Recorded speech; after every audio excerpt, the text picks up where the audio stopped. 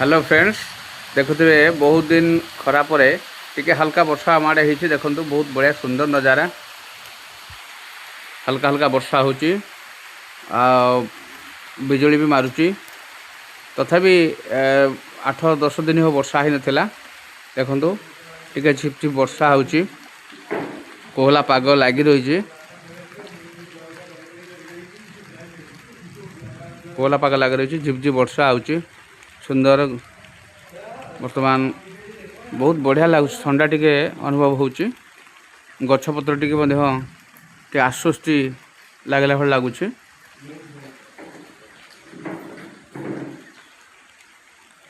जना पड़ी भल वर्षा हम ना कारण टिके झिपझिप हो पुणी कमिगला आम टिके वर्षा टिके भिजी जा वर्षा टे भिजे देखा केमती ना सेमती एतरा वर्षा होनी हल्का वर्षा होची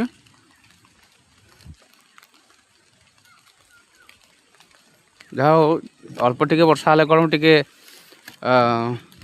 जो गुड़गुड़ी होता से गुड़गुड़ टिके आमको भल लगुच आकाश में बादल घुड़घुड़ होची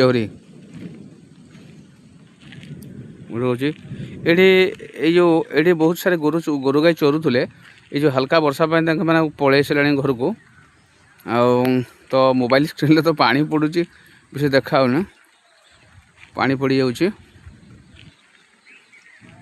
यहाँ हूँ आम साई भितर को रास्ताटा यहाँ यहाँ आम यहाँ साई भितर को यहाँ हूँ आमर यहाँ आम घर यहाँ हूँ आम बिल्डिंग यहाँ एवं जस्ट ये 10 तारिख प्रतिष्ठा होती ये गोटे वर्ष काम सरला यहाँ आम प्रथम ये आजबेस्ट घर रोलु ये छोट घरटार रोलु देखिए चलो से छोट घरटा आम परिवार सारा केते खूब आडजस्ट कर रोलु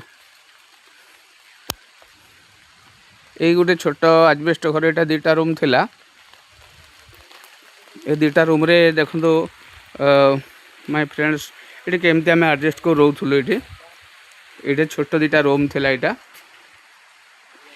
तापरे आम गत मे रे ये घरटा शुभ दे आरंभ करूँ ए मे रे जहाँ प्रतिष्ठा ये घरटा हो गला होगला एबे टे वर्षा टिके जोर पकेला मुझे भावुली से साई भितर को टिके जाई थांते आम साई केमती जे आपण आड़े केमती सब साई लोक मान सब केमती रोचंती टिके देखी थांते आम पटरे देखंतु केमती सब लोक माने रही आमर एटा गोटे ब्राह्मण शासन एटा गोटे एटा एटा साई भितर को एटा प्रवेश एटा फास्ट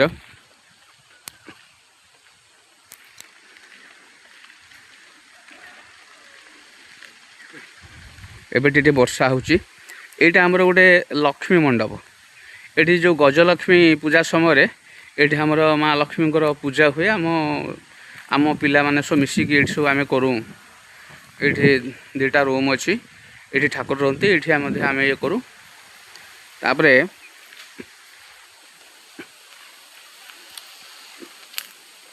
यहाँ ये जो आम शासन को आरंभ रे ये बलभद्र मूर्ति ये बलभद्र ठाकुर अच्छा ये देखु ये महाप्रभु बलभद्र ये बलभद्र रही यहाँ कहना प्रत्येक शासन आरंभ रे मुंडर गोटे बलभद्र था यहाँ कारण प्रतिष्ठा शासन आमर यहाँ यहाँ ये चलतु आउ टे आम आगू जावा चलते आम आगे आगू जा देखा जे आम साईर सब केमती घर अच्छी जे आपण टे मतामत देवे आपण केमती लगिला आम गाँ आम साई केमती लगिला जे आपण मानक मतामत को अपेक्षा रही बहुत सारा कमेंट माध्यम जनइबे यहाँ आम आरंभ शासन आरंभ यहाँ देखो मझे गोटे रास्ता 2 साइड घर ये साइड एमती घर अच्छी एवं ए साइड रे मध्य एमती 2 साइड रे घर अच्छी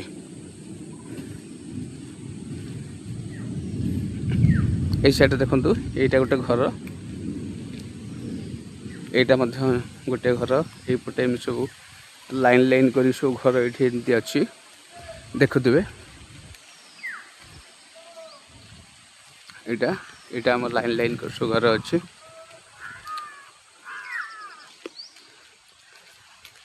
ଏଇଠି ଜଣଙ୍କର ଗୋଟେ ଘର ଚଉରା,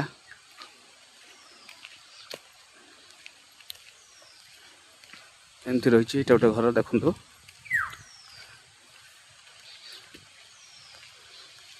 ଏଭଳି ସବୁ ଘର ଏପଟରେ ଅଛି। ଏପଟରେ ଗୋଟେ ଲାଇନ୍ ଘର ଅଛି। ଏଇଟା ଦେଖନ୍ତୁ ଏପଟେ ଏସବୁ ବସୁଛନ୍ତି ଆମର ଟିକେ ଖାଇସାରିକି ଟିକେ ବିଶ୍ରାମ ନେଉଛନ୍ତି, ପିଣ୍ଡାରେ ଆରାମ କରୁଛନ୍ତି ଲୋକମାନେ। ଏଇଟା ଏଇଟା ଦେଖନ୍ତୁ ଘର।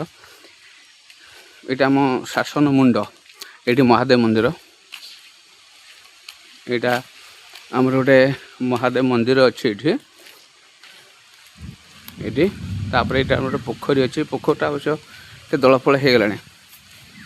ଏଇଟା ଭଲ ପୋଖରୀଟା ଥିଲା, କିନ୍ତୁ ଟିକେ ଗାଁ ପିଲାମାନଙ୍କ ଟିକେ ଉଦ୍ୟମର ଅଭାବ ପାଇଁ ଟିକେ ପୋଖରୀଟା ନଷ୍ଟ ହେଇଗଲାଣି। ଦେଖନ୍ତୁ ଏଇଟା ଆମ ଷ୍ଟ୍ରକ୍ଚର। ଏପଟ ଲାଇନ୍ରେ ମଧ୍ୟ ଗୋଟେ ଅଛି। ଏସବୁ ଘର ସବୁ ରହିଛି। ମୋତେ କମେଣ୍ଟ ମାଧ୍ୟମରେ ଜଣାଇବେ ଯେ ଆପଣଙ୍କ ଏରିଆରେ ଯେ କେମିତି ସବୁ ଯେଉଁ ବ୍ରାହ୍ମଣ ଶାସନ ସବୁ ରହିଛି, କେମିତି ରହିଛି। ଏମିତି ରହିଛି।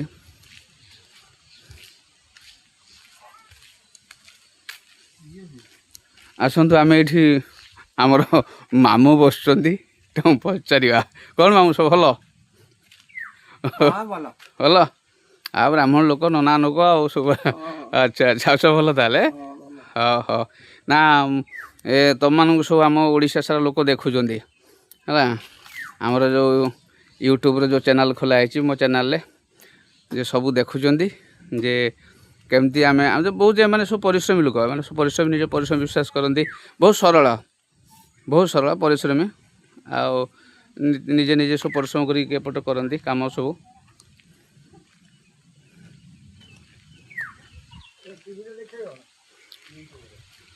ଆଉ ଏସବୁ ପ୍ରାୟ ଖରାବେଳେ ସବୁ ଲୋକ ଟିକେ ଶୋଇପଡ଼ିଛନ୍ତି। ଏଇଟା ଟାଇମ୍ ବର୍ତ୍ତମାନ ପାଖରେ 3ଟା 3:30 ସମୟ ହେବ ତ ବର୍ଷା ଟିକେ ଆସିଗଲା, ହାଲକା ହାଲକା ବର୍ଷା। ତାହେଲେ ଦେଖନ୍ତୁ ହାଲକା ହାଲକା ବର୍ଷା ଆସୁଛି। ପ୍ରାୟ ଭାବୁଛି ଏଇଟା ମୌସୁମୀ ବାୟୁର ଟିକେ ପ୍ରାକ୍ ମୌସୁମୀ ବାୟୁର ହାଲକା ବର୍ଷା ହେଉଛି ଆମ ଆଡ଼େ। ରଜ ପାଖାପାଖି ମୌସୁମୀ ବାୟୁ ପଳେଇ ଆସିବ।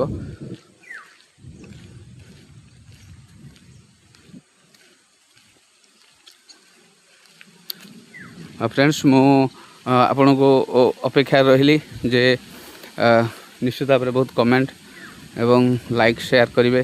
କମେଣ୍ଟ ମାଧ୍ୟମରେ ମୁଖ୍ୟତଃ ଜଣାଇବେ ଯେ ଆପଣଙ୍କ ସେପଟରେ ଯେଉଁ ରହିଛି ଗାଁ ବା କେମିତି କ'ଣ, ମାନେ ତା'ର ଆମର ଯେମିତି ଗୋଟେ ଶାସନର ଷ୍ଟ୍ରକ୍ଚର, ମଝିରେ ରାସ୍ତା, ଦୁଇପଟର ଘର, ଆରମ୍ଭରେ ବଳଭଦ୍ର ଠାକୁର, ଶେଷରେ ଶିବ ମନ୍ଦିର ଦେଖେଇକି ଆସିଲି। ଯେ ଆପଣଙ୍କ ଏରିଆରେ ଯେଉଁଠି ସବୁ ଶାସନୀୟ ଅଛନ୍ତି ତ କେମିତି କ'ଣ ସେଠି କେମିତି ଟିକେ କମେଣ୍ଟ ମଧ୍ୟ ଜଣାଇଲେ ବହୁତ ଭଲ ହେବ। ଠିକ୍ ଅଛି, ମୁଁ ପୁଣି ରହୁଛି ଯେ ଆପଣଙ୍କର ଭଲ ପାଇବା, ଆପଣଙ୍କର ସ୍ନେହ ଶ୍ରଦ୍ଧା ପାଇଁ ମୁଁ ଆଗକୁ ବଢ଼ିପାରିବି ନିଶ୍ଚିତ ଭାବରେ। ଆଉ ବହୁ ସଂଖ୍ୟାରେ ମତାମତ ବା କମେଣ୍ଟ ମାଧ୍ୟମରେ ମତାମତ ଦେଲେ ମୁଁ ନିଶ୍ଚିତ ଭାବରେ ଆଗକୁ ଆହୁରି ଭଲ ଭଲ କଣ୍ଟେଣ୍ଟ ଆଣିପାରିବି ଏବଂ ଆପଣମାନେ ଯାହା ନୂଆ ନୂଆ କଥା ଜାଣିପାରିବେ। ଏତିକିରେ ମୁଁ ଆଜିର ବ୍ଲଗ୍ ରଖୁଛି। ଫେରେ ଆଉ ଗୋଟେ ବ୍ଲଗ୍ରେ ଦେଖା ହେବା। ନମସ୍କାର, ଜୟ ଜଗନ୍ନାଥ।